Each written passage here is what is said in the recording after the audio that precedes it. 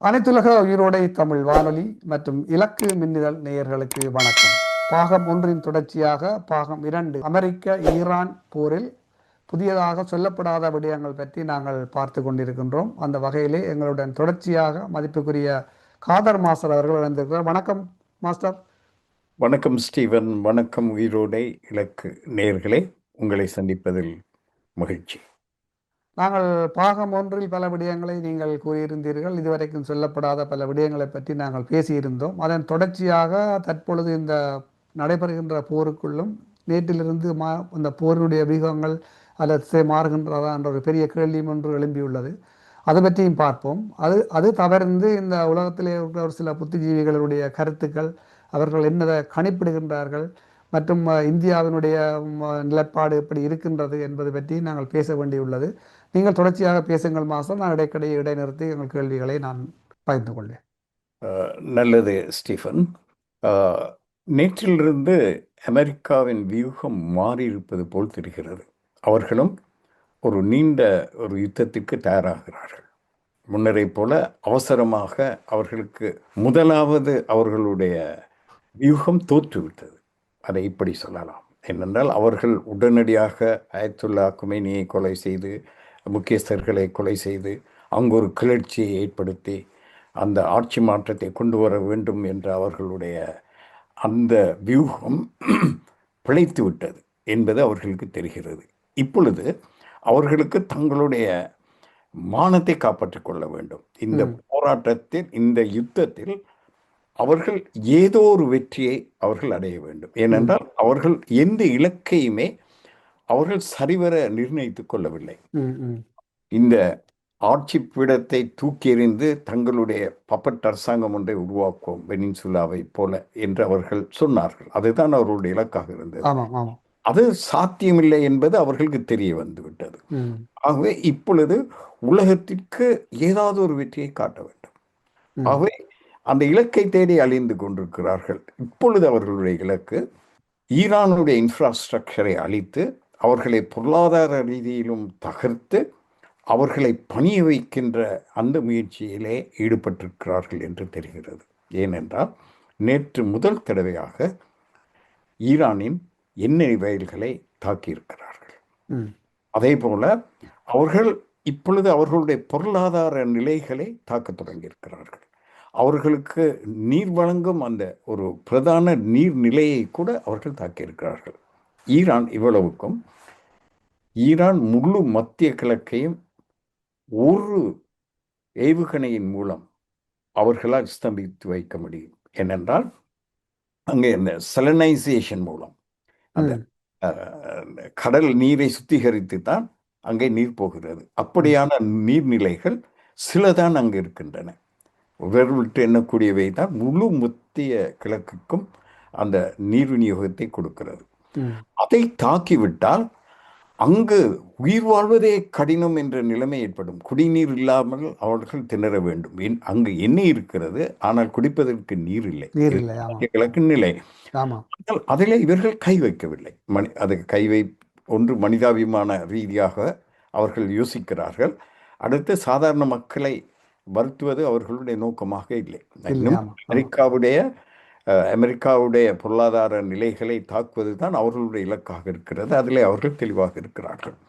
அதன் எல்லை மீறி சென்றால் அந்த நாடுகளும் தங்களுக்கு எதிராக போர் தொடுக்க வேண்டிய ஒரு நிலைக்கு தள்ளப்படும் என்பதும் இவர்களுக்கு தெரியும். அவை அதிலே கொஞ்சம் நிதானமாக இருப்பது போல் தெரிகிறது. ஆனால் அமெரிக்கா இப்பொழுது தன்னுடைய தாக்குதலை மூர்க்கத்தனமாக தாக்கியிருக்கிறது. இது ஒரு தோல்வியின் வெளிப்பாடாகத்தான் நான் பார்க்கிறேன். அவர்கள் உலகத்திற்கு நாங்கள் பலவான் என்று சொல்லி காட்டுவதற்கு அவர்கள் இப்பொழுது என்ன செய்கிறார்? எப்படி காசாவிலே குண்டுகள் போட்டு தகர்த்தார்கள். அவர்களுக்கு தெரிந்த ஒரே ஒரு கலை அதுதான், குண்டுகளை போட்டு தகர்ப்பது. இந்த குண்டு போட்டு தகர்க்கின்ற பணியை, இந்த போர் உத்தியை பற்றி நாங்கள் பேச வேண்டுமானால் அதிக தூரம் போக தேவையில்லை. காசாவை எடுத்துக்கொள்ளலாம். 2வது உலக மகா யுத்தத்தில் எரியப்பட்ட குண்டுகளை விட அதிகமான குண்டுகளை அங்கே எரிந்திருக்கிறார்கள். மருத்துவமனை, குழந்தைகள், கர்ப்பிணிகள் என்று எந்த வேறுபாடும் இல்லாமல் அங்கே குவித்தார்கள். ஆனால் அந்த ஹமாஸை அவர்களால் ஒன்றும் செய்ய முடியவில்லை, அழிக்க முடியவில்லை. அவர்களுடைய போராட்டத்தை நசுக்க முடியவில்லை. இது ஒரு பெரிய நாடு. அந்த பெரிய நாட்டை போட்டு முழுக்க சிதறடிப்பதற்கு இவர்கள் இன்னும் 100 வருடம் முயற்சி செய்தாலும் கூட அது முடியாது என்பது உண்மைதான். ஆனால் ஈரானுக்கு பெரும் ஒரு பொருளாதார ஒரு அழிவு ஒன்றை அவர்கள் எதிர்பார்க்க வேண்டும். அதற்கு மாற்றாக இப்பொழுது ஈரானும் தங்களுடைய உத்தியை மாற்றிக்கொண்டு வருகிறார்கள்.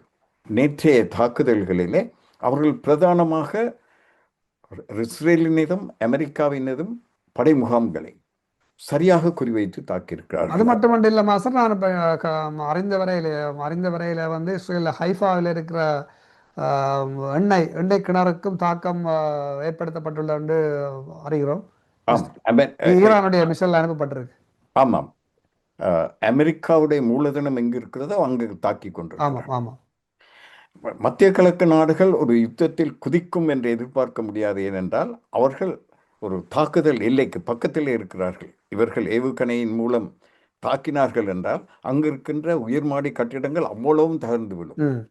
உலகத்தின் மிக புர்ஜ் கலீஃபா போன்றவை தாக்குப்பிடிக்க முடியாது.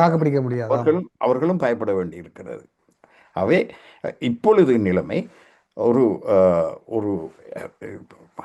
ஈரானுக்கு பலத்த சேதத்தை குண்டுகளை போட்டு தகர்த்து அவர்களை பணி வைக்கின்ற இரண்டாவது பி பிளானுக்கு அவர்கள் இறங்கியிருக்கிறார்கள். அந்த முயற்சியிலே அவர்கள் எவ்வளவு தூரம் வெற்றி பெறுவார்கள் என்று எனக்கு நம்பிக்கை இல்லை. அதிலும் வெற்றி பெறுவார்கள் என்ற ஒரு நம்பிக்கை இல்லை. நீங்கள் முதலில் சொன்னது போல பல உலக அந்த நிதானமாக பிரச்சனைகளை ஆராய்கின்றவர்கள் சாட்ச் போன்றவர்கள், அவர் ஒரு உலக மதிக்கப்படுகின்ற ஒரு மனிதர். அவர் அமெரிக்கனாக இருந்தும் கூட வந்து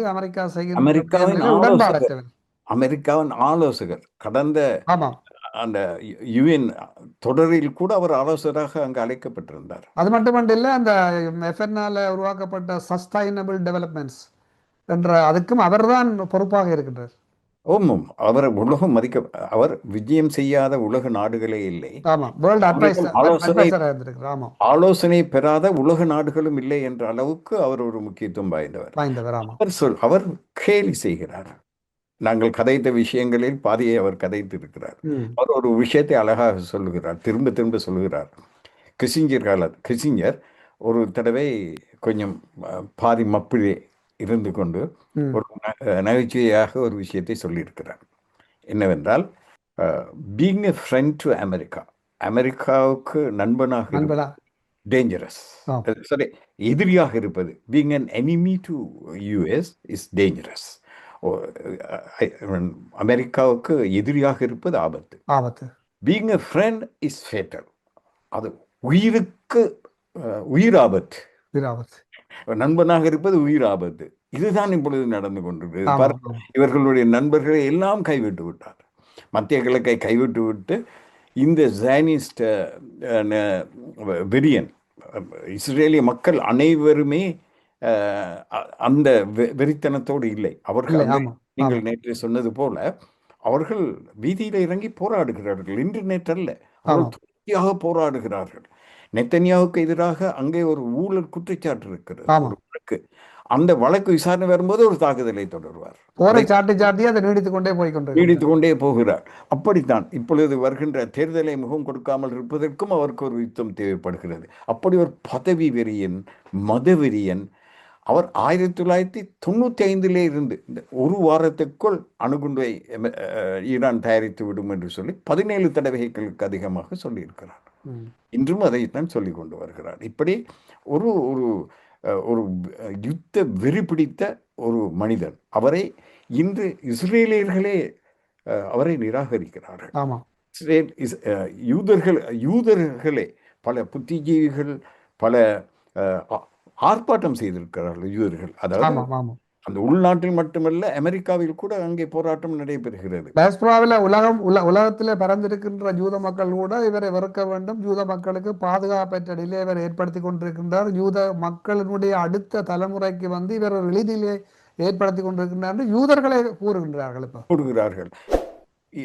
அமெரிக்கா வரலாற்றிலே முதல் தடவையாக அமெரிக்க வரலாற்றிலே பலஸ்தீனியர்களுக்கு ஆதரவாகவும் இஸ்ரேலியர்களுக்கு எதிராகவும் அந்த மக்களின் கருத்து மாறி இருக்கிறது. ம். முன்னர் 70% குறைந்ததில்லை இஸ்ரேலுக்கு ஆதரவு. ஆனால் ஆமா. இப்பொழுது அது 35% தாண்டி இருக்கிறது. 60% பலஸ்தீனியர்களை ஆதரிக்கிறார்கள் என்றால் இவ்வளவு தூரம் இவருடைய கொடூரம் அங்கே ஒரு அனுதாபத்தை ஏற்படுத்தி இருக்கிறது. இல்ல அமெரிக்காவில் இருக்கின்ற தாய்மார்கள் கூட வந்து இப்பொழுது அமெரிக்க அரசுக்கு எதிராகவும் ட்ரம்புக்கு எதிராகவும் குரல் கொடுக்கின்றார்கள். நாங்கள் எதற்காக இஸ்ரேலின் போரை நாங்கள் நடத்தி எங்கள் பிள்ளைகளை பலி கொடுக்க வேணும்?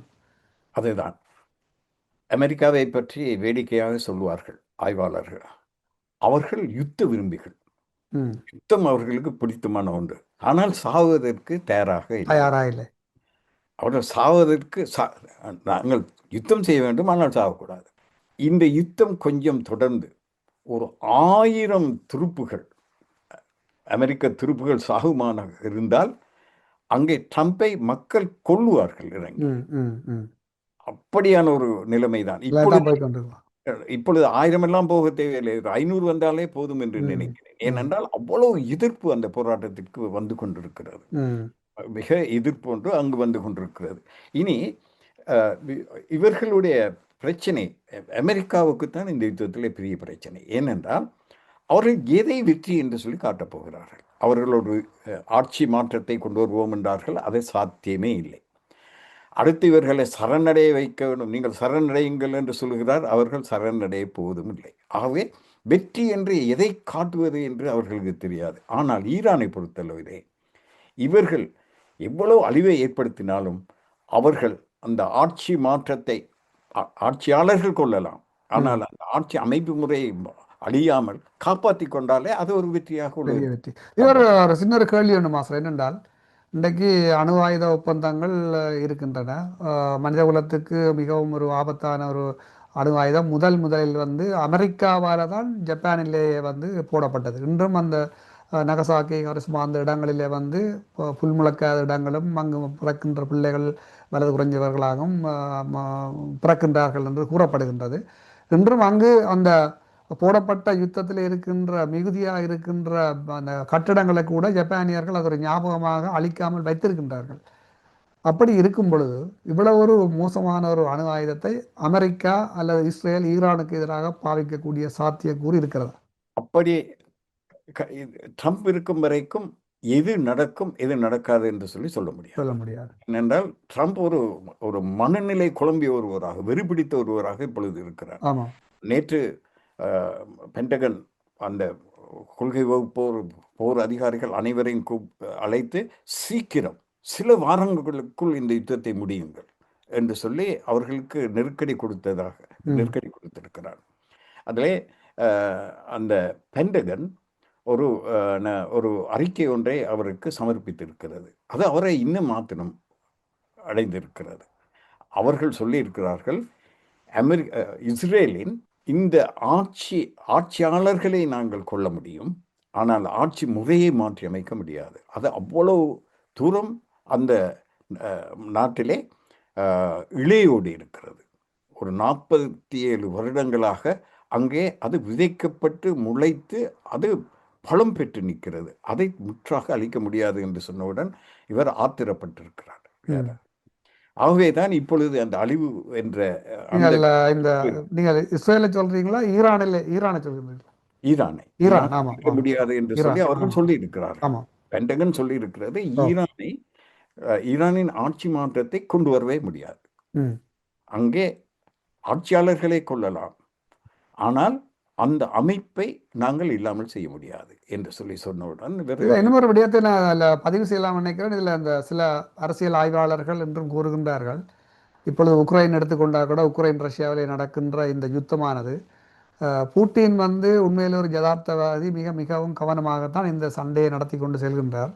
பூட்டினுக்கு பிறகு வார ஒருவர் வந்து அவர் மாதிரி கவனமாக இருக்க மாட்டார், படுமோசமான தாக்குதல்களை ஏற்படுத்தி உக்ரைனுக்கு பாதிப்புகளை ஏற்படுத்தலாம்னு சொல்லப்படுகிறது. அதே போன்றுதான் ஈரானிலே வந்து கொல்லப்பட்ட அயத்துல்லா கொமினி அவர்கள் மிகவும் கவனமாக வந்து இந்த விஷயத்தை அதை ஹேண்டில் பண்ணினார் என்று சொல்லப்படுகின்றது. இனி அடுத்தவர் வருகின்றவர் வந்து இவர் போன்று பக்குவமாக இருப்பாரா என்ற கேள்விக்குறியும் இருக்கிறது அரசியல் ஆய்வாளர்கள் கூறுகின்றார். உண்மைதான். என்னென்றால் அயத்துல்லா கொமேனி அணு ஆயுதத்துக்கு ஒப்புதல் கொடுக்கவில்லை. விஞ்ஞானிகள் கெஞ்சினார்கள் அவரை, அணு ஆயுதம் தயாரிப்பதற்கு அனுமதி கொடுங்கள், நாங்கள் உங்களுக்கு சில வாரங்களில் தயாரித்து காட்டுகிறோம். அது இஸ்லாம் மதத்திற்கு முரணானது, மனித குலத்திற்கு எதிரானது, வேண்டாம் என்று சொல்லி அவர் சாவு வரைக்கும் அனுமதி கொடுக்கவில்லை. ஆனால் இனிமேல் வருபவர்கள் இவர் கொல்லப்பட்ட அந்த ஆத்திரத்தையும் சேர்த்து என்ன மதவ் புட்டினுக்கு முன்னாள் ஜனாதிபதி ரஷ்யா அவர் சொல்லியிருக்கிறார், ஈரானுக்கு பாதுகாப்பு அணுகுண்டு தான் என்று சொல்லி. அப்படி அவர்கள் அந்த மனநிலைக்கு இவர்களும் வருவார்கள் என்று சொன்னால் அவர்கள் அணுகுண்டை தயாரிப்பார்கள். இன்று காலையில் கூட அறிந்தேன் மாஸ்டர், இது எந்த அளவுக்கு உண்மை பொய் என்று தெரியவில்லை, ஆனால் ஓரளவுக்கு நிரூபிக்கப்பட்டதாக தான் சொல்லப்படுகின்றேன் என்று சொன்னால், அமெரிக்காவோ இஸ்ரேலை மிக மோசமான முறையில் ஈரானை தாக்குமாக இருந்தால் அணு ஆயுதத்தை பாவிப்பதற்கான அனுமதி தலைவரால் வழங்கப்பட்டு விட்டது என்று கூறப்படுகின்றது. அவர்கள் அதுதான் நான் சொன்னேன், ட்ரம்ப் இருக்கும் வரைக்கும் எது நடக்காது என்று சொல்லி சொல்ல முடியாது, எதுவும் நடக்கக்கூடும். ஆனால் அங்கிருக்கின்ற அமைப்புகள் அதற்கு பயப்படும். ஏனென்றால் அவர் அந்த அணுகுண்டு வீசப்பட்டால் அது ஒரு அமெரிக்காவின் வீழ்ச்சியின் தொடக்கமாக அது இருக்கும். அதன் பிறகு ரஷ்யா, சைனா, இந்த நாடுகள் இந்த யுத்தத்திலே இந்த ஈரானின் வெற்றி ஈரானை விட ரஷ்யாவுக்கும் சீனாவுக்கும் தேவைப்படுகிறது. இந்த யதார்த்தத்தை நாங்கள் புரிந்து கொள்ள வேண்டும். அப்படி நாங்கள் எப்படி பார்க்கலாம்? அப்படி தப்பி தவிர இதில் ஈரானுடைய வெற்றி வந்து என்று சொன்னால் உலகத்தின் புவியியல் சமநிலை மாறுபடுமா? அந்த இந்த வேர்ல்ட் ஆர்டர் மாறாது, ஆனால் அந்த புவியியல் ஜியோகிராபிக்கல் அந்த சீனரியோ மாறும். மத்திய கிழக்கு அது இந்த மத்திய கிழக்கை நாங்கள் புரிந்து கொள்ள வேண்டுமானால், ஏன் இந்த ட்ரம்ப் தான் இந்த அமெரிக்காவுடைய வீழ்ச்சிக்கு அடித்தாள விட்டவர் என்று சொல்லி நாங்கள் சொல்லலாம். அதற்கு காரணம், அவர் மத்திய கிழக்கை இழந்தால் அமெரிக்கா தன்னுடைய டாலரை இழக்கப் போகிறது. ஜிம்மி கார்ட்டர், அதுக்கு ஒரு பேர் இருக்கிறது, கார்ட்டர் டாக்ட்ரின் என்று சொல்லி சொல்வார்கள். அவர்தான், அவருடைய காலத்தில் தான், கிசிஞ்சர் இவர்களுடைய காலத்தில் தான் இந்த பெட்ரோ டாலர் என்ற கான்செப்ட் வந்தது. உலகம் அமெரிக்காவுக்கு விற்பதற்கு உலகத்திற்கு எதுவுமே இல்லை. இன்று அமெரிக்கா, நீங்கள் ஒரு வீட்டிலே திரும்புகிற பக்கமெல்லாம் நீங்கள் பார்க்கலாம், made in China, made in China. ஆமாம். வேறு சில பொருட்கள் ஜப்பானில் இருந்து வருகிறது, இந்தியாவில் இருந்து வருகிறது, அமெரிக்காவில் இருந்து என்ன வருகிறது, குண்டு வருகிறது. இவர்கள் தானே வந்து கொண்டிருக்கிறது. அவை இவர்களுக்கு விற்பதற்கு எதுவுமே இல்லாத ஒரு நிலைமை வந்தபோது என்னென்றால், அங்கே வாழ்க்கை தரம் அதிகரித்து, சம்பளங்கள் அதிகரித்து, தொழில் ஏனைய நாடுகளோடு மலிவான தொழிலாளர்களை வேலைக்கு அமர்த்தக்கூடிய நாடுகளான சைனா, ஜப்பான் இவையெல்லாம் வளர்ந்து வந்த போது இவர்களுக்கு விற்பதற்கு ஒன்றுமில்லை. ஆகவே இவர்கள் ஒரு பிரதானமான உலகத்தின் உயிர் நாடியான எண்ணெயை தங்களுடைய கையில் எடுத்தார். இவர்களோடு சவுதியோடு, மத்திய கிழக்கு நாடுகளோடு ஒரு ஒப்பந்தம், விசேஷமாக சவுதியோடு ஒரு ஒப்பந்தத்தை செய்து கொண்டு அவர்கள் எண்ணெய் விற்பனைக்கு டாலரை தான் ஏற்றுக்கொள்ள வேண்டும் என்று சொல்லி ஒரு ஒப்பந்தம் செய்தார்கள். ஆகவே அப்பொழுது டாலர் என்பது தங்கத்திற்கு சமமானது. ஒரு டாலர் என்பது ஒரு பவுண்ட், ஒரு அப்படி ஒரு நிர்ணயிக்கப்பட்டது, கொஞ்சம் இருக்கலாம். இந்த ஒப்பந்தம் செய்த சில காலத்துக்கு பிறகு, நிக்சன் வந்த பிறகு, அந்த தங்கத்திற்கும் டாலருக்கும் இடையிலான அந்த அந்த உடன்பாட்டை ரத்து செய்தார். ஆகவே டாலருக்கு பதிலாக தங்கம் கொடுக்கின்ற அந்த கடப்பாட்டிலிருந்து அமெரிக்கா விலகி கொண்டது. வெறும் டாலர், வெறும் தாள்களாக மட்டுமே வர தொடங்கியது. இது அவர்களை குபேர நாடாக மாற்றிவிட்டது. ஆகவே எண்ணெய் விற்பனை செய்பவர்கள் எல்லோரும் டாலரிலே அதற்கு கட்ட வேண்டும். டாலரிலே கட்டும்போது 2 வகையான லாபம் அவர்களுக்கு வரும். ஒன்று, டாலரை வாங்கும் போது காசு வரும், அதை மாற்றும் போதும் கமிஷன் வரும். அவை டாலரிலே அவர்கள் ஊறி திளைத்து போனார்கள். இது அவர்களுக்கு வருமானமாக இருந்தது. ஆனால் இந்த பெட்ரோ டாலருக்கு எதிராக விசேஷமாக இங்கே ஈயூவிலே அவர்களுடைய நாணயம் வந்தது அமெரிக்காவுக்கு பிடிக்கவில்லை. சதாம் ஹுசைனை கொண்டது அவர். ஏனைய நாடுகளிலே டாலர் இல்லாமல் அந்த நாணயத்திலே பரிவர்த்தனை செய்ய தொடங்கியதனால். கடாஃபி கடாஃபி கொண்டது கடாஃபி அவை அவர்களுடைய டொலரை கொள்வது பாதுகாப்பதற்காகத்தான் இந்த கொலைகள். இல்லை என்றால் சதாம் எல்லாம் அமெரிக்காவுடைய ஆள். ஆமாம். பிறகு அமெரிக்காவுக்கு எதிராக மாறிய பிறகுதான் அவர் கொல்லப்பட்டார். அப்படி அவர்கள் அந்த டொலரை காப்பாற்றி கொண்டு வந்து இப்பொழுது என்ன செய்கிறார்கள் என்றால், இந்த எண்ணெய்க்கு போட்டியாக வருகின்ற நாடுகள் நீங்கள் பார்க்கலாம். உலகத்திலே ஆக கூடுதலான எண்ணெய் இருப்பது பெனின்சுலாவிலே, உலகத்திலே. ஆமா. அதை சண்டைக்கு வராமல் தடுத்து விட்டார்கள். பொய்யான காரணங்களை போட்டு தடை செய்து, அப்பொழுதுதான் அந்த எண்ணெயின் விலையை அவர்கள் காப்பாற்ற முடியும். ஆமாம். இந்த வெனிசுலா எண்ணெய் மார்க்கெட்டுக்கு வருமானால் அந்த விலை சரிந்துவிடும், தங்களுடைய லாபம் இல்லாமல் போகும். ஆகவே அவர்களை தடை செய்து, போலியான காரணங்களை சொல்லி அவர்களை தடை செய்து அதை சந்தைக்கு வராமல் செய்தார்கள். அதற்கு அடுத்தபடியாக உலகத்திலே 7வது எண்ணெய் உற்பத்தி நாடாகவும் 3வது கேஸ் உற்பத்தி நாடாகவும் இருக்கின்ற ஈரானிலே தான் மிக மலிவாக உற்பத்தி செய்யப்படுகிறது. அது ஒரு விஷயம். ஈரான் ஏனைய நாடுகளை விட மிக மலிவாக உற்பத்தி செய்கின்ற நாடு ஈரான் தான். அந்த நாட்டையும் தடை செய்து வைத்திருந்ததற்கு காரணம் போலியான பல காரணங்களை சொல்லி. நேற்றே நாங்கள் கதைத்தோம், இந்த மதவாத அரசாங்கங்களை நாங்கள் ஆதரிக்க முடியாது. ஆனால் இந்த அயத்துல்லாவுடைய அரசாங்கத்தை விட கொடூரமான அரசாங்கங்கள் தான் மத்திய கிழக்கில் இருக்கிறது. அவருடைய கூட்டாளிகளை வைத்துக்கொண்டு, சர்வாதிகார மன்னர்களை வைத்துக்கொண்டு பெண் உரிமை மறுக்கப்பட்டு, கருத்துரிமை மறுக்கப்பட்டு, தொழிலாளர் உரிமை மறுக்கப்படுகின்ற மிக மோசமானது. இங்கே இவர் கல்விக்கு ஜனநாயக அரசியல் கட்டமைப்பு இல்லாத நாடு என்றே சொல்லலாம். ஜனநாயகம் என்பது முதலாளித்துவ ஜனநாயகம் என்று ஒன்று இருக்கிறது, மக்கள் ஜனநாயகம் என்று ஒன்று இருக்கிறது. இந்த மக்கள் ஜனநாயக அம்சங்கள் எதுவுமே இல்லாத நாடு தான் மத்திய கிழக்கு நாடுகள். அவர்கள் ஆணையிட்டால் கழுத்தை வெட்டி விடலாம், கையை வெட்டி விடலாம். அப்படி இன்றும் அந்த மூர்க்கத்தனமான அந்த ஆட்சி முறை அங்கு இருக்கிறது. ஆனால் சரியா சட்டம், ஆனால் சட்டத்தை அமுல்படுத்துவதில் கூட வித்தியாசத்தை நாங்கள் பார்க்கிறோம். ஈரானிலே கொஞ்சம் மென்மையாகத்தான் அது கடைபிடிக்கப்படுகிறது, இங்கே கொடூரமாக கடைபிடிக்கப்படுகிறது. ஆகவே இவர்கள் ஈரானையும் வெனிசுலாவையும் தனிமைப்படுத்தியதற்கு காரணம் எண்ணெய் இதற்குள் வரக்கூடாது, சந்தைக்குள் வரக்கூடாது. இதேதான் ஐரோப்பிய நாடுகள் ரஷ்யாவிலே தங்கியிருந்தன கேஸுக்கு. பைப்லைன் கேஸ் மட்டுமல்ல மற்றது ஸ்டீல் ப்ரொடக்ஷன் வந்து ஐரோப்பா வந்து முழுக்க ரஷ்யாவிலேருந்து தான் தங்கியிருந்தார்கள். உரம் எஸ், இவையெல்லாம் அங்கிருந்து தான் வந்தன. ஆனால் என்ன நடந்தது? அதனை நோஸ்ட்ரம் அந்த பைப்லைனை உடைத்து விட்டார்கள். ஜெர்மனி தான் முதலீடு அதிகமாக செய்தது. ஏனென்றால் அந்த எண்ணெய் வரக்கூடாது. அப்படி அந்த ரஷ்யா உலகத்திலே ஆக கூடுதலான தடை ரஷ்யா மீது தான் விதிக்கப்பட்டிருக்கிறது. என்ன காரணம்? அந்த எண்ணெய் வந்து விடக்கூடாது. ஆகவே எண்ணெயின் மொனோபோலியை அமெரிக்கா வைத்திருக்க வேண்டும். இப்பொழுது பாருங்கள், ஐரோப்பாவுக்கு மிக பக்கத்தில் இருக்கின்ற நாடு எது? ரஷ்யா. அடுத்து மத்திய கிழக்கு. ஆனால் அவர்களுக்கு கேஸ் எங்கிருந்து போகிறது? அமெரிக்காவில். அவை இப்படித்தான் இந்த எண்ணெய் ஏகோபோகத்தை தங்கள் கையிலே வைத்திருப்பதும் ஆயுத விற்பனையும் தான் இன்றைக்கு இவர்களுக்கு இருக்கின்ற பொருளாதாரம் அமெரிக்காவுக்கு.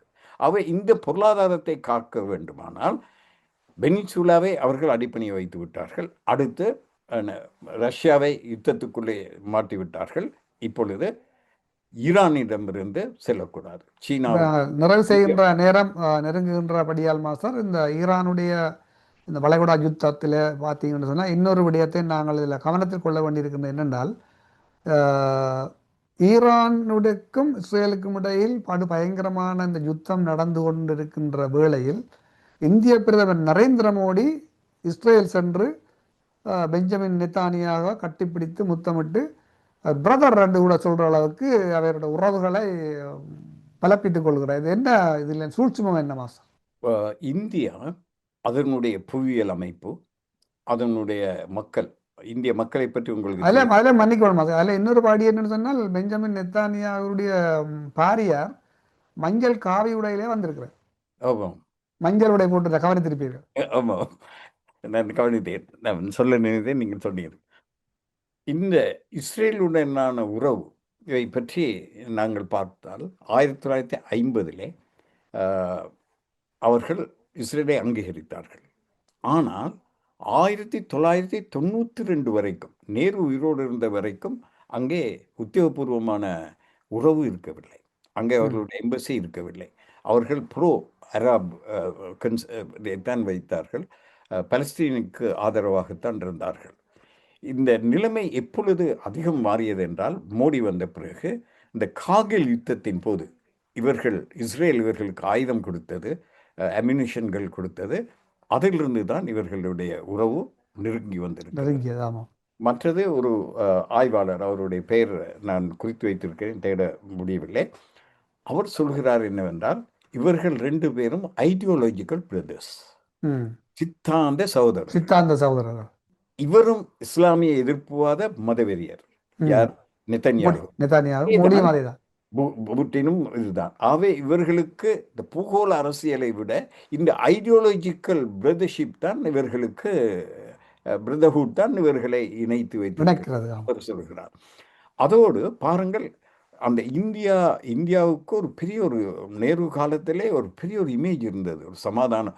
இன்றைக்கு இந்த யுத்தத்தை நிறுத்தக்கூடிய, நேரு காலத்தில் இருந்த இந்தியாவாக இருந்தால் இந்த யுத்தத்தை நிறுத்தக்கூடிய நிலையிலே இந்தியா இருந்திருக்கும்.